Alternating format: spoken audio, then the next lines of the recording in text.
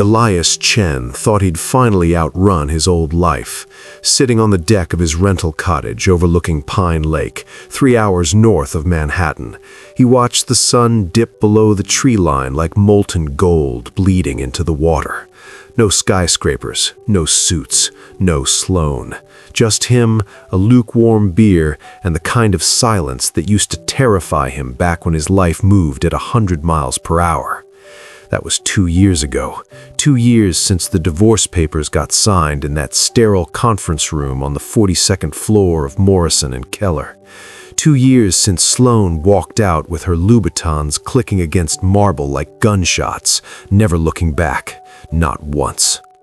Elias had changed everything after that, traded his corner office for freelance consulting gigs he could do from anywhere, traded his penthouse for this modest lakeside rental where the biggest drama was whether the bass were biting, even traded his Rolex for a cheap Timex that didn't scream "rob me" when he walked into the local diner. His phone buzzed on the weathered wooden table. The screen lit up with a name he hadn't seen in months, Sloan Parker. His gut clenched, that old familiar knot that used to live permanently in his stomach during their marriage, the one that screamed, "Something's wrong," even when everything looked perfect on paper.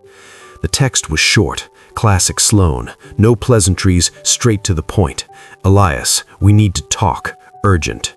He stared at those 3 words, urgent. Everything was always urgent with Sloan. Every missed dinner was urgent. Every forgotten anniversary was urgent. Every time he worked late, it became an urgent crisis about their crumbling marriage. Well, the marriage was dead now, cremated by lawyers and resentment. What could possibly be urgent anymore? Elias took a long pull from his beer and typed back with one hand. "Another time, Sloan. I'm busy." He hit send before he could second-guess himself, then powered off his phone completely, tossed it onto the deck chair like it had personally offended him. The silence rushed back in, but it didn't feel peaceful anymore. It felt like the held breath before a scream. 2 days later, Elias was teaching a community college class on financial ethics. The irony wasn't lost on him when the knock came, not on his classroom door, but on the cottage door that evening, just as the sky bruised purple with dusk. 3 sharp raps, official, purposeful, the kind of knock that said, "We're not selling anything, and you're going to want to open this door." Elias opened it to find 2 people who looked like they'd walked straight out of a procedural drama. The woman was early 40s, dark hair pulled back severe, sharp eyes that cataloged everything in a glance, detective's eyes. The man was younger, linebacker build, stuffed into a too-tight suit, already sweating in the cool evening air. "Elias Chen?" the woman asked, though her tone said she already knew the answer. She flashed a badge. "Detective Maria Reyes, NYPD. This is Detective Tom Broward. Mind if we come in?" Every crime show Elias had ever half-watched screamed at him to ask for a lawyer. Instead, he heard himself say, "What's this about?" "Sloan Parker," Reyes said, watching his face like a hawk. "When's the last time you had contact with her?" "Few days ago. She texted me." "Why?" "Can we come in, Mr. Chen?" Broward asked, not really asking. Elias stepped aside. They walked into his modest living room, thrift store couch, IKEA coffee table, walls bare except for one photograph of the lake at sunrise. Such a different life from the one he and Sloan had built together in their chrome and glass penthouse. Reyes didn't sit. She stood by the window, arms crossed.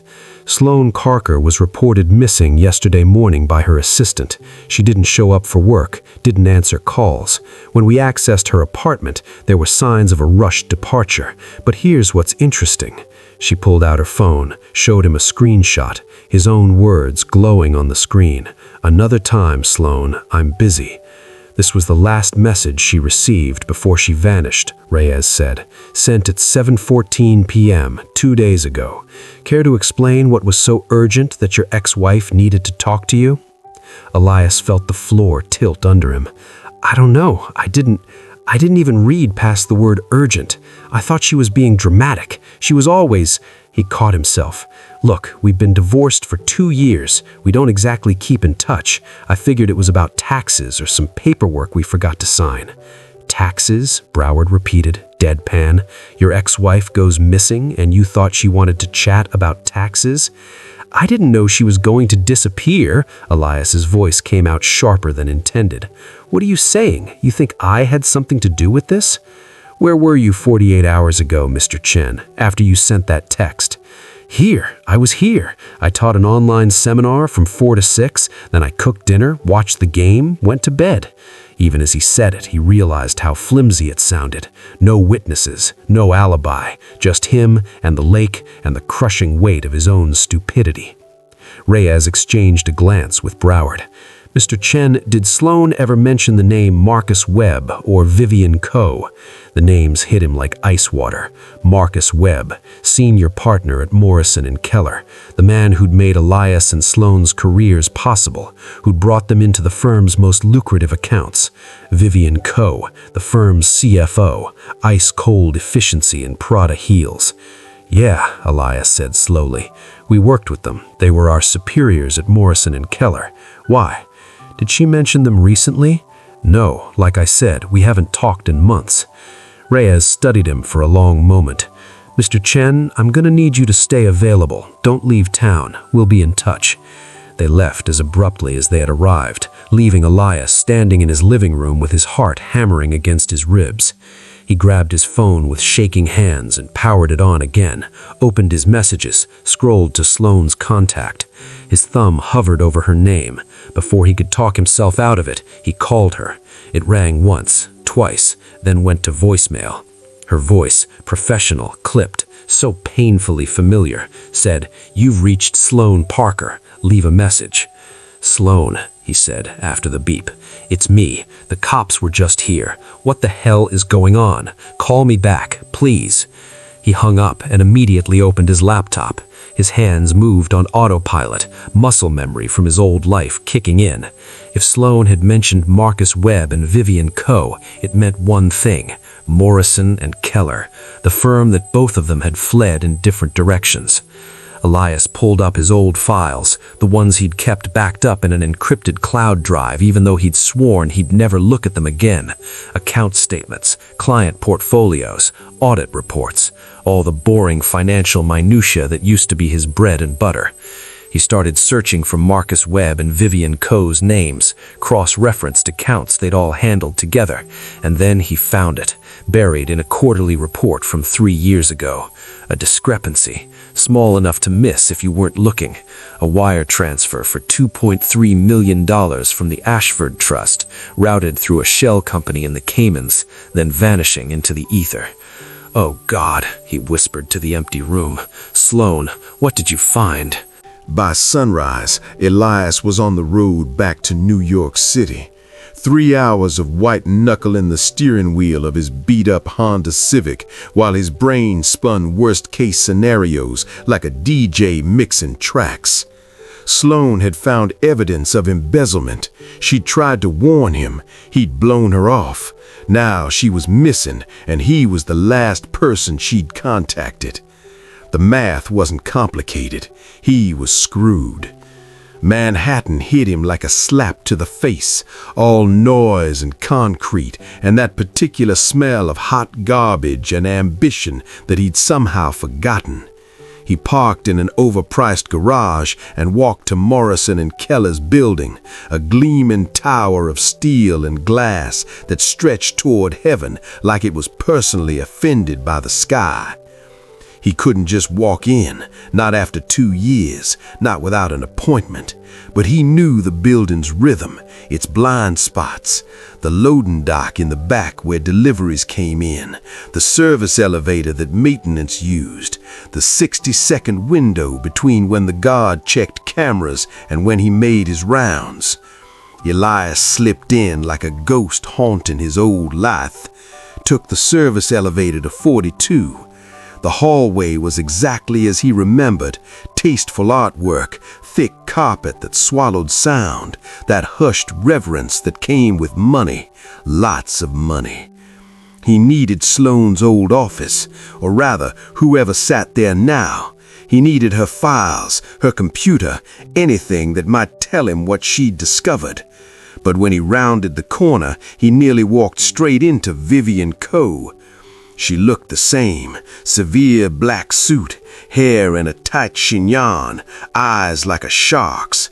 But when she saw him, something flickered across her face. Surprise? Fear? It was gone before he could name it. "Elias Chen," she said, her voice smooth as poisoned honey. "This is unexpected. I thought you'd gone completely off the grid." "Just visiting," he said, keeping his voice casual. "Thought I'd see how the old place is doing." "Visiting requires an appointment," she tilted her head. "Or did you forget how we do things here?" "I forgot a lot of things," Elias said, "but my memory's coming back. Funny how that works." Vivian's smile didn't reach your eyes. "If you're looking for Sloan, she no longer works here. She left rather abruptly 6 months ago." 6 months? Sloan had quit 6 months ago and never told him. What else hadn't she told him? "I heard she's missing," Elias said, watching Vivian's reaction. "Nothing, not a twitch." "Is she? How unfortunate. Sloan always was rather dramatic. I'm sure she'll turn up." "The police don't seem to think so." "Well," Vivian glanced at her watch, "Cartier probably worth more than his car. I have a meeting. I trust you can see yourself out.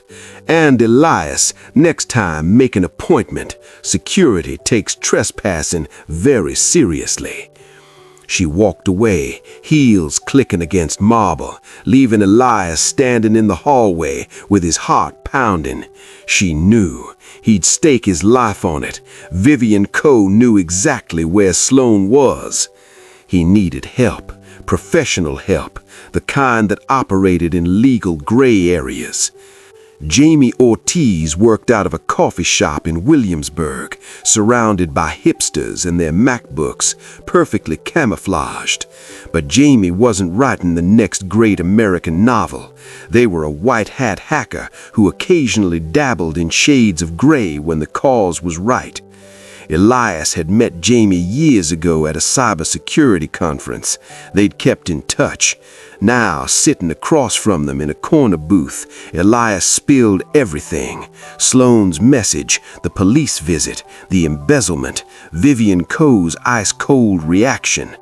Jamie listened, sipping an oat milk latte, their fingers already twitching toward their laptop. "So you need me to hack into your ex-wife's digital life to find out what she was investigating before she vanished? That about right?" "Can I do it?" Jamie snorted. "Elias, I once accessed the mayor's private email to prove he was taking bribes. Sloan Parker's cloud storage is child's play." They opened their laptop. "But you're aware this makes you an accomplice to several crimes, right?" "Add it to the list," Elias muttered. "Right now, I'm already the prime suspect in her disappearance. Might as well earn it." Jamie's fingers flew across the keyboard. "Okay, accessing her cloud backup now. Let's see what Sloan was hiding." Oh, this is interesting." "What?" Jamie turned the laptop so Elias could see. Dozens of files, spreadsheets, PDFs, audio recordings, all meticulously labeled and dated. Sloan had been building a case, not against anyone, against Marcus Webb and Vivian Coe. "Your ex-wife was keeping receipts," Jamie said admiringly. "Look at this. Wire transfers, shell companies, fake invoices. They've been skimming millions from client accounts for at least 5 years. And here they clicked on an audio file." Sloan's voice filled the quiet coffee shop, tinny through laptop speakers, but unmistakable. "I have evidence of the Ashford Trust transfers, multiple accounts. You and Marcus have been systematically embezzling funds for years." Then Vivian's voice, cold and precise. "Sloan, you're making a very dangerous accusation." "It's not an accusation, it's a fact, and I have proof." "What do you want?" I want out, clean, no more covering for you. And I want Elias's name cleared from all of this. He had nothing to do with it. A long pause, then Vivian, you should have kept your mouth shut, Sloan. You really should have. The recording ended.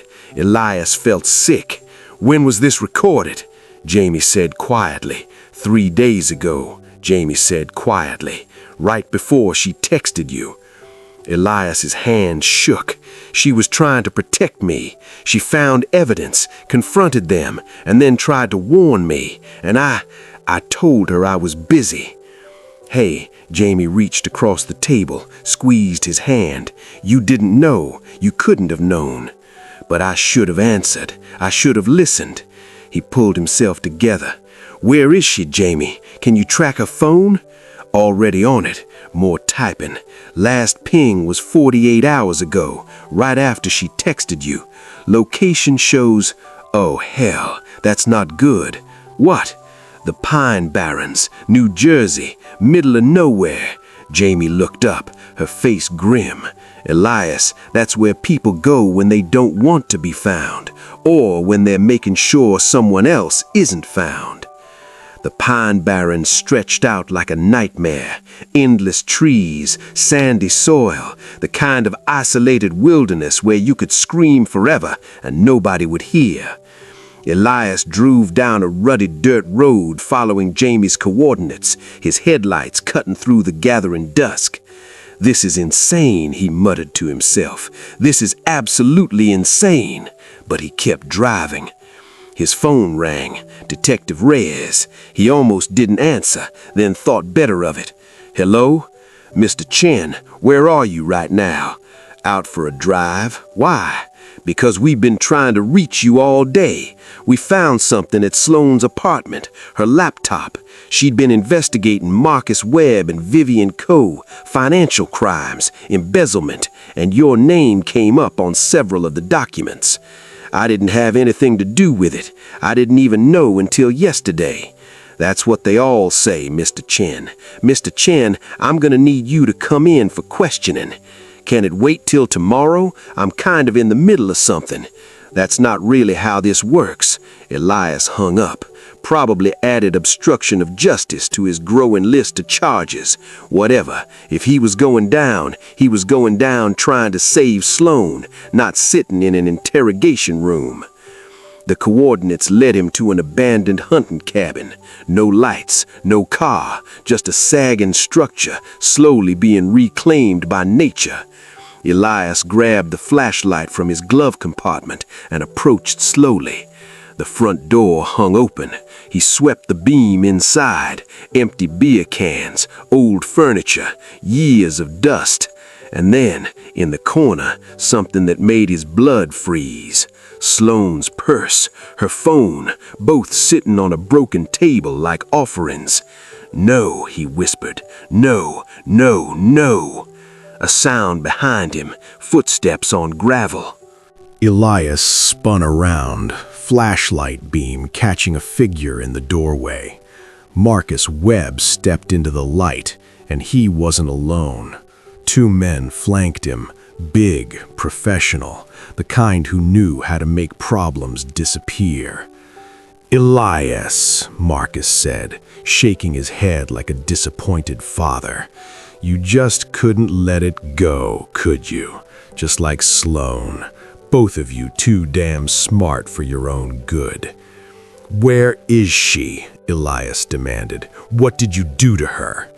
Sloane is fine, for now. She's somewhere safe, somewhere she can think about whether she really wants to destroy everything we've built. You mean everything you've stolen? Marcus smiled. It didn't reach his eyes. Semantics. We prefer to think of it as redistributing wealth. The clients never noticed. They're too rich to care about a few million here and there. We were just claiming our share. And when Sloane found out, she became a liability, much like you're becoming right now. Marcus nodded to his men. "Unfortunately, Elias, you're going to have a tragic accident out here in the woods.